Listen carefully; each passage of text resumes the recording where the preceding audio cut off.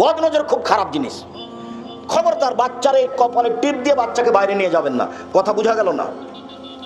টিপ দিয়ে বাচ্চাকে বাইরে নিয়ে যাবেন না, বাচ্চাকে সাজগোজ করে বাইরে নিয়ে যাবেন না, সন্ধ্যার সময় বাচ্চাকে ছাদের উপরে নিয়ে যাবেন না, সন্ধ্যার সময় বাচ্চাকে উঠানে আগিনে নিয়ে যাবেন না, বাড়ির চত্বর বাইরে নিয়ে যাবেন না। শয়তানের নজর পড়তে পারে, মানুষের নজর পড়তে পারে। বদ নজর এমন একটা জিনিস, আল্লাহ নবী বলছেন যদি কোনো জিনিস ভাগ্যকে ভেঙে ফেলে দিতে পারতো তো বদ নজরই পারতো। খালি আপনি বাড়িতে নিয়ে এসেছেন ছেলে, আর বাচ্চা একবারে বমন করে তুলে মরে মরে পেশাব পায়খানা, মনে হচ্ছে এখনই চলে যাবে, তার নামে বদ নজর লেগেছে। বদনজর কি জিনিস জানেন? এক মিনিট, ছেলে, আপনারা স্বামী স্ত্রী বাড়িতে বসে আছেন, আপনার স্ত্রী আপনাকে বলছে শোনো দেখছো মুরগির বাচ্চাগুলো কত সুন্দর সুন্দর হয়ে উঠেছে, তা আপনাকে দেখতে ডাকলো, তা আপনিও দেখলেন, স্বামী স্ত্রীর বাচ্চাগুলি দেখলেন। এবার আপনি জোহরের সালাত আদায় করতে গেছেন, এসে আপনার স্ত্রী বলছে আরে শুনেছো চিল এসে না দুটা তিনটা বাচ্চা ধরে নিয়ে চলে গেল। দেখবেন সন্ধ্যা হতে হতে 10টায় ছিল 5টায় নাই, তার নাম বদনজর।